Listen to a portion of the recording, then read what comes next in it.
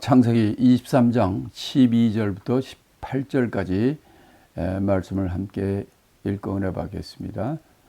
아브라함이 이에 그 땅 백성을 대하여 몸을 굽히고 그 땅 백성에 듣는데 에브론에게 말하여 가로되 당신이 합당히 여기면 청컨대 내 말을 들으시오. 내가 그 밭값을 당신에게 주리니 당신은 내게서 받으시오. 내가 나의 죽은 자를 거기 장사하겠노라. 에브론이 아브라함에게 대답하여 가로되 내 주여 내게 들으소서. 땅값은 은 400세겔이나 나와 당신 사이에 어찌 교개하리이까. 당신의 죽은 자를 장사하소서.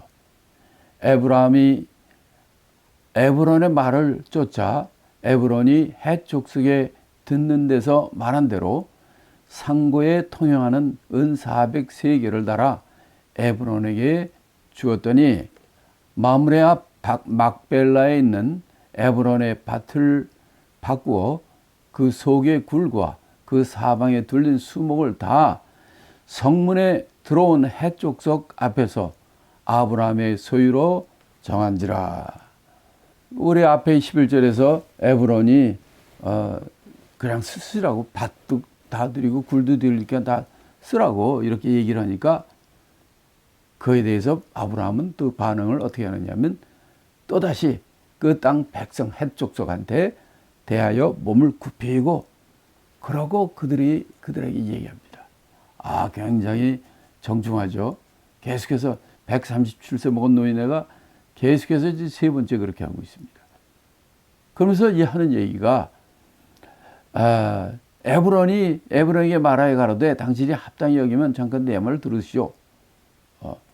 내가 그 밭값을 내가 줄일 테니까 이걸 당신은 내게서 받으시고 내가 준 자를 거기서 장사하겠노라. 이렇게 이 얘기를 합니다. 밭값을 얘기하라는 거예요. 그러니까 내가 밭값을 줄 테니까 그렇게 하려니까 에브론이 뭘 하는 얘기가 뭐냐면 이게 사실 땅값은 그 전체 땅값은 은 400세겔인데 내가 어떻게 당신하고 이런 걸 같이 계산하고 이렇게 거래를 하겠습니까? 그냥 당신이 죽은 걸 장사하세요. 라고 이 해족속은 지금 아브라함에게 세 번째 지금 계속해서 이거 그냥 하시라고 이렇게 계속 얘기하는 거예요. 그런데 여기서 땅값이 은 400세겔이라고 그 궁정가격이 나오니까 아브라함은 그에 대해 절대 깎지도 않고 그거의 상고에 통용하는 은 400세겔. 그러니까 그 당시에는 이 저울이라든지 재는 게 일정치 않았기 때문에 그 당시에 옛날부터 통용되는 그 은 400세겔을 계산해 가지고 그것을 에브론에게 줬다는 얘기예요. 이게 은 400세겔이면 이게 엄청난 돈입니다. 그 당시. 이 성경에 보면 어떤 큰 땅은 1000세겔에 받기도 하고요. 500세겔에 받기도 하고 이런 거 있는데 여기는 막벨라 굴, 거기에 땅과 굴인데 요거를 400세겔이나 주고 아브라함이 줬다는 건요. 아주 큰 돈 준 겁니다. 우리는 지금 이 계산이 좀 정확지 않으니까 잘 안 될지 모르는데 아브라함으로서는 큰 투자를 한 겁니다. 그래서 이것으로 말미암아 어떤 일이 생겼습니까? 사라가 거기에 매장되죠. 또 아브라함이 죽어서 매장되죠. 그 다음에 이삭과 리브가도 거기에 매장되죠. 그 다음에 야곱과 레아가 거기 되죠. 그 다음에 이제 요셉도 애굽에서 있었지만 그가 죽은 다음에 그 뼈를 가지고 가고. 이게 바로 그 당시에 그 믿음의 조상 아브라함부터 그 대대로 바로 거기 이 가나안 땅, 이 땅의 중심지인 헤브론에서 바로 그들의 하나님 주신 기업인 것을 증명하는 장지를 갖게 된 거예요. 그리고 애굽에서 갔다 온 다음에 그들이 그 땅을 정복하고 가나안 땅을 정복하고 그들이 땅이 된 거죠. 이렇게 하나님의 약속 따라서 이렇게 한 것을 봅니다. 근데 여기서 좀 약간 헷갈리는 많은 게 나올 수가 있는데 그 지명이 그래요. 또 이 지명 같은 지명도 보면은 예를 들어서 헤브론, 딴 말로 기럇 아르바. 또 여기서 보면 마므레 또는 막벨라 굴 이렇게 그 넷이 있는데 이거는 다 기럇 아르바, 헤브론, 마므레 이거는 다 그 도시 그 지역 이름이에요. 근데 막벨라 굴 하면은 그 헤브론 땅 안에 어느 특별한 지역, 그 지역의 막벨라라는 지역의 굴 이렇게 그렇게 되는 거죠. 예를 들어서 일리노이주 아니면 시카고시의 노스브룩 아니면 시카고주의 어느 지역 이렇게 얘기를 할 거와 마찬가지죠. 이렇게 이제 여러 개의 마므레 앞에 마므라 앞 막벨라 굴 에브론의 밭 뭐 이런 식으로 되는 거죠. 이렇게 드디어 아브라함이 가나안 땅에 들어온 지 62년 만에 자기 아내 사라의 죽음을 통해서 땅을 갖게 된 거예요. 이것이 아주 중요합니다.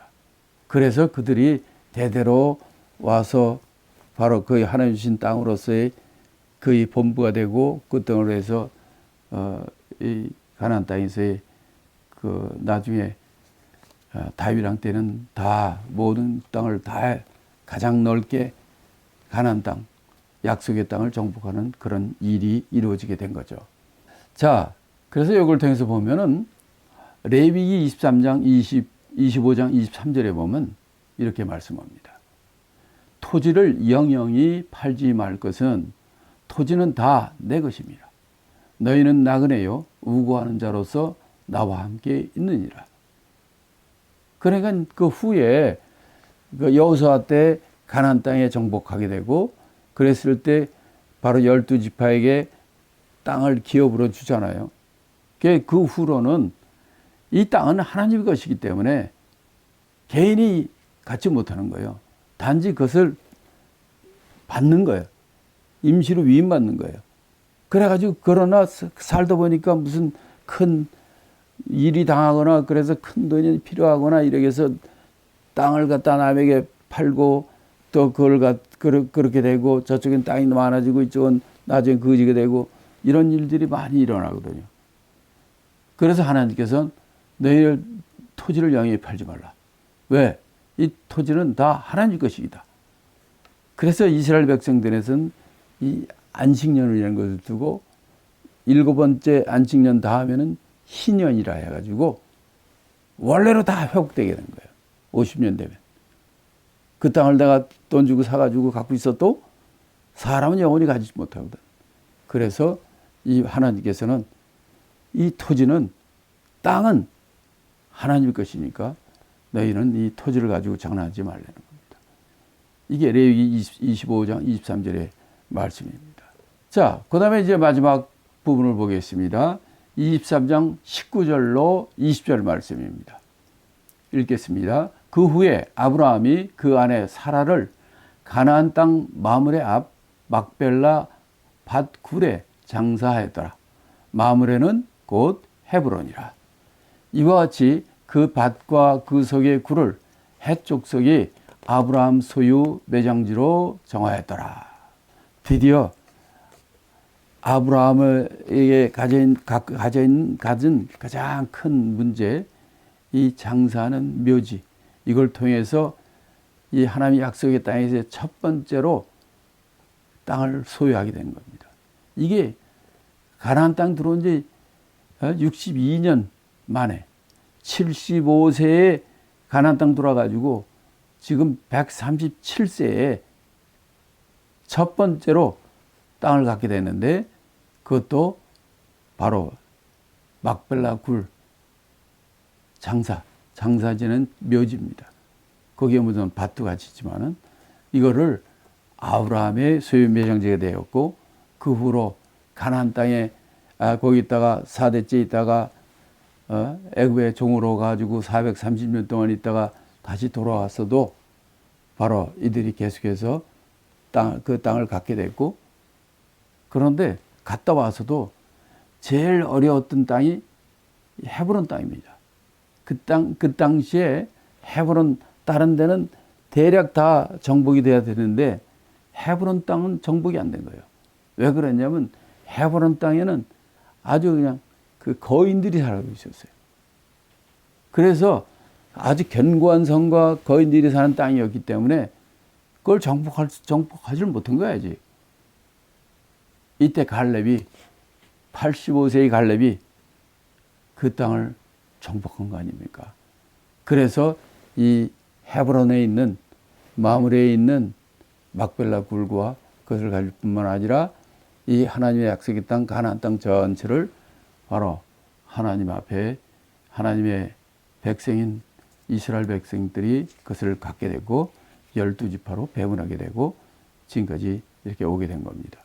그러나 여기서 우리가 확실히 알 것은 정말 오늘 본문을 통해서 그 아브라함의 지혜, 또 아브라함의 그 이방 민족에 대하여 나는 나그네요, 나는 우고하는 자요, 나그네지만은 그들에게 하나님의 사람, 하나님의 지도자라는 것을 그들에게 심어줬고, 그로 말미암아 그가 이렇게 장사하시는 땅을 갖게 됐고, 그것을 기반으로 해가지고 나중에는 전 가나안 땅을 하나님 앞에 드려야 되는 놀라운 축복의 역사가 있게 된 것입니다. 이와 같이 우리들도 이 땅에 있을 때 이 땅에서는 우리는 나그네요, 우고하는 자리에는 그 인식을 잊지 말고 땅이나 집이나 이런 것보다도 하늘나라에 하나님의 처소, 그걸 소망하며 이 땅에서 하나님의 이름과 하나님의 뜻을 밝히는 하나님의 귀한 자녀로 이 땅의 삶을 가지시기를 예수 그리스도의 이름으로 축복합니다.